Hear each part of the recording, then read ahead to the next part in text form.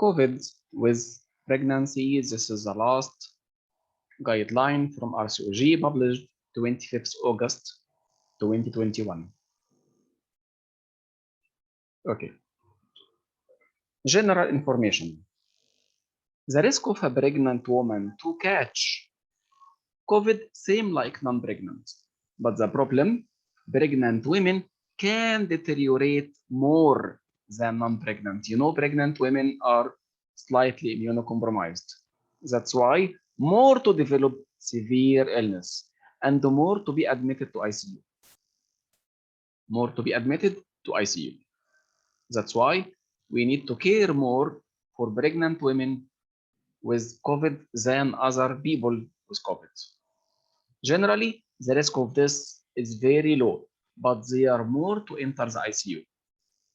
Among pregnant women, we have high-risk groups, which are more to develop serious illness, like some SNSTs, like BEAM, black and minor SNSTs. Black and minor are more risky to have severe form, to have ICU admission, and even for this, from COVID. They searched why BEAM is more common to have complications and ICU admission, and this even. Okay, among the causes, low socioeconomic level.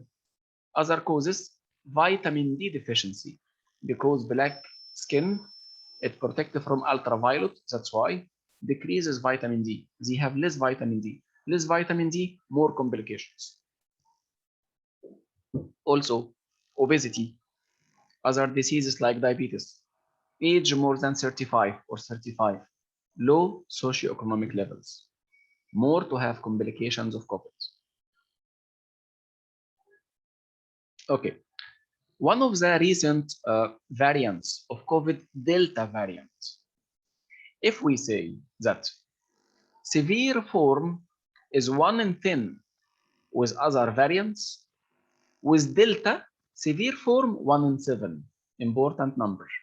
So Delta associated with more symptomatic and severe form than other variants of COVID.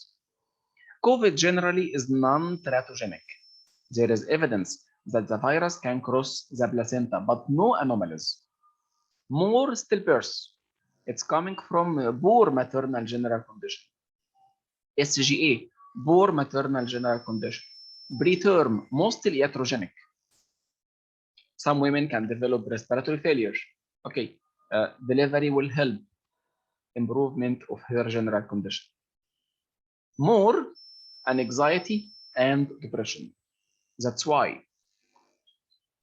during the COVID pandemic, any woman coming to us, we will screen for anxiety, screen for depression. How to screen for anxiety? Get questions. Within the last 2 weeks, have you always feeling anxious, feeling on the edge? Depression, Wally questions. Within the last 4 weeks or 1 month, have you always been feeling low and the feeling lack of interest of doing things that you were used to do? So I will screen all patients in all visits. In all visits, I will screen for anxiety and depression. Vaccine, it's safe. But if you have Pfizer or Moderna, they are more recommended than other vaccines, but any vaccine can be given. Better for Pfizer or Moderna, but any vaccine, okay. So far, 200,000 women in UK, whatever pregnant or starting pregnancy or just pre-pregnancy, they received the vaccine with no negative effect upon the baby. That's why the vaccine so far is safe with pregnancy and safe if a woman searching for pregnancy. So generally, the vaccine is safe. Whatever pregnant seeking for fertility, it doesn't matter. No negative effect from the vaccine so far with these 200,000 women in UK and America. No safety problems. Okay. Side effect of the vaccine in pregnant, same like non-pregnant. There is no difference. The rare complication of the vaccine, which is called vaccine-induced thrombosis and thrombocytopenia, it's something rare. Okay, it's even not a side effect. They said it's idiosyncrasy, which means abnormal reaction of the body against the vaccine. Vaccine with breastfeeding, safe, no problem. Fertility with the vaccine, not affected. It does not reduce fertility, whatever male or female. So even women searching for pregnancy, they can receive the vaccine. No effect upon the fertility and no effect upon the pregnancy.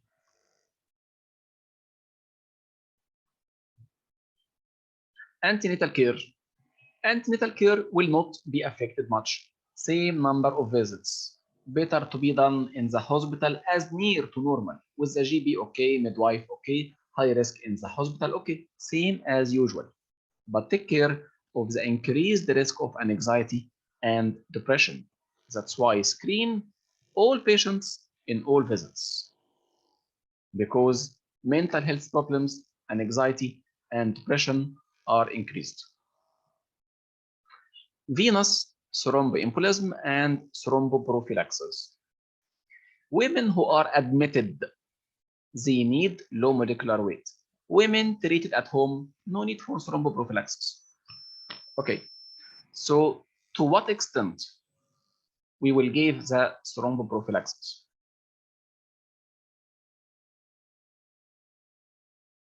Women who had COVID during pregnancy or up to 6 weeks postnatal, they need thromboprophylaxis during admission and up to 10 days after discharge.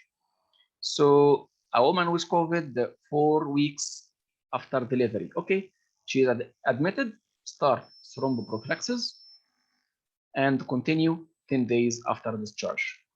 She is pregnant, okay, give during admission and 10 days after discharge. If there are additional risk factors, you can extend up to more than 10 days after discharge, like diabetic, immunocompromised, high BMI, okay. Previous VTE, you can extend more. You know, diabetes with nephropathy is a risk factor, for example. Okay, so VTE and thromboprophylaxis. What about delivery? Can we offer delivery at home? Yes, if the patient is asymptomatic.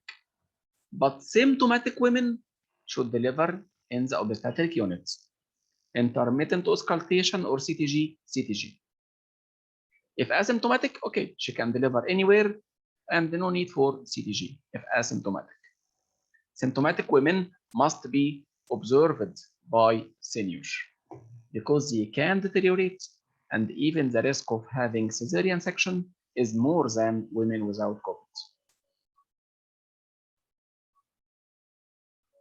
PPE, which is the protective equipment, we have to protect the local protocols according to availability of PPE. Doctor, can I deliver water purse?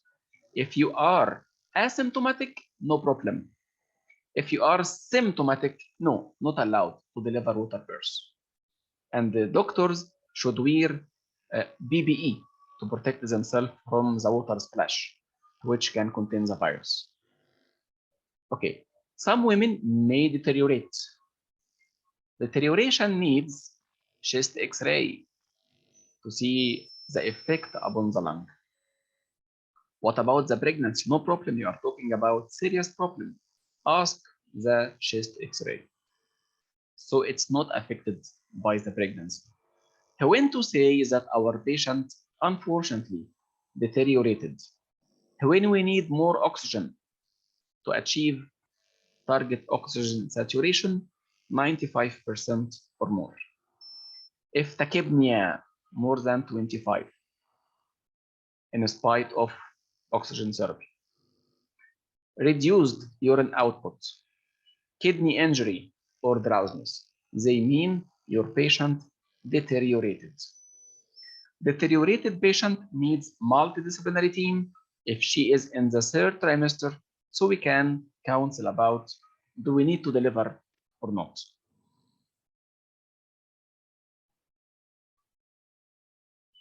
So decision about the delivery will be planned by the MDT. Okay, because of concern, COVID can be associated with thrombocytopenia. If your patient is receiving aspirin, take care, because COVID itself can lead to low platelet count. So if the patient is having aspirin during the COVID infection, stop aspirin. The patient improved, return again to aspirin. We are afraid of deep aggressive thrombocytopenia. Our target in the oxygen therapy to make saturation at least 94%. How we can achieve this oxygen if it's less than 94%? We have multiple methods, starting from nasal cannula, fronge, face mask, venturi mask, non-rebreather mask, up to ECMO, extracorporeal membrane oxygenation. ECMO. What is ECMO? ECMO, its principle is similar to a renal dialysis machine. It takes the patient blood to remove carbon dioxide and re-enter the blood again after this filtration containing oxygen. So same idea like dialysis in renal patients. It removes waste products and re-enter again the patient blood after filtration containing oxygen. It's more effective than mechanical ventilator. The mechanical ventilator, it introduces oxygen in the lung. Here we introduce oxygen directly in the blood. So it's more effective, but it's the highest level. Deteriorating patient, we need every hour to admit to monitor the fluid input and output. Okay, if the woman dehydrated, take care your patient is at risk of pulmonary edema. So don't do aggressive hydration. Just you may need to give, if dehydrated, you can give bolus 250 to 500 milliliter. Also, deteriorating patients, they need steroids. It decreases the deterioration in the lung. We can give it 10 days or up to discharge from hospital, whichever sooner. So maximum 10 days, corticosteroids. If she was discharged after 5 days, stop it. Okay, still in the hospital, maximum 10 days. How we can give steroids? We give prednisolone, 40 milligram once per day, or intravenous hydrocortisone, 80 milligram twice daily, maximum 10 days, as we said, maximum, or until discharge, whichever sooner. What if I need also to improve lung maturity? Okay, here you can add dexamethasone. There is no beta here. Dexa is the recommended one here. 6 milligram every 12 hours, 4 doses. Then shift to prednisolone. So ask yourself, am I searching for lung maturity of the baby or not? There is no beta-methasone here. Just dexamethasone, 6 milligram every 12 hours, 4 doses. This is the classic dose for lung maturity anywhere, every time. Okay. But there is no beta-methasone here. Okay. Some expensive drugs like tocilizumab. In the market, it's called Actemra. Actemra, it can improve outcome. It's given in the form of single dose for patients with hypoxic with high C-reactive protein, CRP more than 75, with high CRP, so aggressive inflammation. You can give one dose Actemra. It improves outcome. Another drug, remdesivir, it's only for pregnant women, not improving or deteriorating. So remdesivir is not the routine one. Tocilizumab if CRP is high. Okay, other drug, it's called REGEN-COV. Its indication if the woman is infected, but her body couldn't form antibodies. So immune compromised, you can give her this treatment, intravenous infusion. So COVID, severe infection, and the woman couldn't form antibodies. RCOG, deteriorating, not responding, remdesivir. High CRP, tocilizumab. Okay, after delivery, breastfeeding, no problem, and routine postnatal care. During pregnancy, I need to assess my patient, keep oxygen above 94 with the methods we have just said. Admitted patient needs thromboprophylaxis. Okay, antibiotics not needed except if there is positive bacterial infection. Steroids, if you need lung maturity, okay, dexamethasone. If no lung maturity, prednisolone, hydrocortisone. Okay. Flowchart about escalation of service. If there is shortness of breath, difficulty to speak, so the patient is hypoxic and struggling to take a breath, coughing blood, chest pain, unable to keep liquids, not responsive, so consciousness is affected or confused. Okay, if this woman is present at home, she must come to hospital. You know that minimal cases can be treated, minimal symptoms can be treated at home. If the patient cannot speak or hypoxic, please come to us. You will be admitted. With admission, there is thromboprophylaxis, as you know. Okay. Patient with age more than 35, BMI more than 30, risk groups. BAME, black or minor stenosis.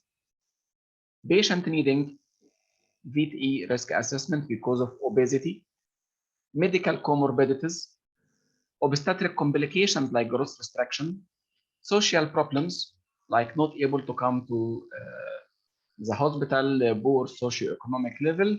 We need to involve consultant. She may be admitted. Although clinically, the condition is not bad. Okay, she is not hypoxic, unable to speak, but having any of these risk factors.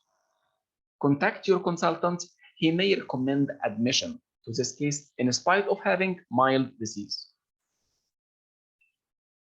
Okay, if no risk factors and no symptoms, treatment at home, the patient can call whenever there is deterioration. Okay, the monitoring of the patient. How we can monitor the patient?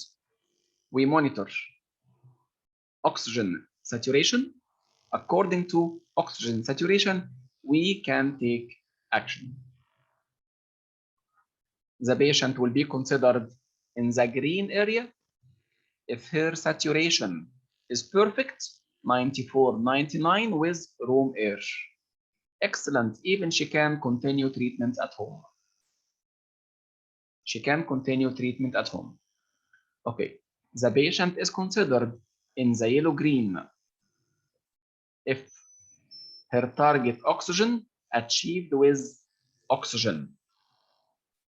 Yellow area, our target 94, 98, assessment, and multi-experts will give care to this woman. Assess fetal well-being, consider fetal monitoring, discuss timing of birth, consider steroid for lung maturity because we may think of delivery. Consider max sulfate if we are before 30 weeks. Yellow, amber. If you need high flow oxygen to achieve the target, 94, 99. So situation is more advanced. Discuss early delivery, like emergency CS. Consider steroid, consider max sulfate if less than 30 weeks. Red, if we are not able to achieve the target oxygen, it's less than 94%. So situation more urgent and more serious. Of course, discuss urgent cesarean section. ICU team, of course, will be monitoring this patient. Consider steroids, consider max sulfate. This patient usually will be delivered to improve her general condition. Okay. Very arrest, it's a very urgent situation. Management of arrest and collapse. So according to oxygen saturation and how it's achieved, the management will be different. Some questions about the vaccines.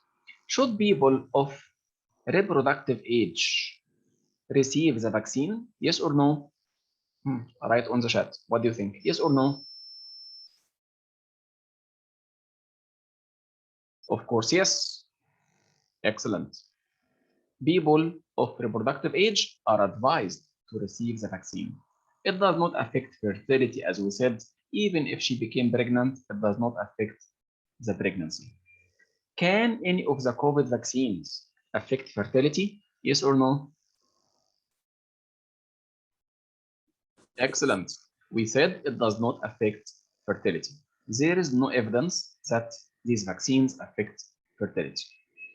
Can I have COVID vaccine during my fertility treatment, IVF, embryo transfer? Yes or not? Excellent. No problem. You can take the vaccine. We don't have evidence about teratogenicity or about effect upon fertility. Should I delay my fertility treatment until I receive the vaccine? Yes or no? No need. Excellent. The only reason to consider delaying until after you have been vaccinated if you want to be protected before you're pregnant, if she wishes to achieve full protection before pregnancy. But for medical reason, no, she can receive, no problem. How soon after having the vaccine I can start my fertility treatment? What do you think? Immediately, perfect. Immediately, anytime. I had positive pregnancy test. Can I still receive the COVID vaccine? Of course. Yes, we don't have evidence about the effect. We know the recommended Moderna or Pfizer, but any vaccine, okay. I am donating eggs, or I am a male donating sperm for others. Can I still receive the COVID vaccine? Yes, no problem. No evidence that it can do harm. I had recurrent miscarriage. I am trying for pregnancy. Can I postpone the vaccine? Okay, no problem, but postponing the vaccine will put you in harm. So no need to delay the vaccine. No need. Okay, we finished COVID. This is the summary of the last guideline about COVID. Thank you.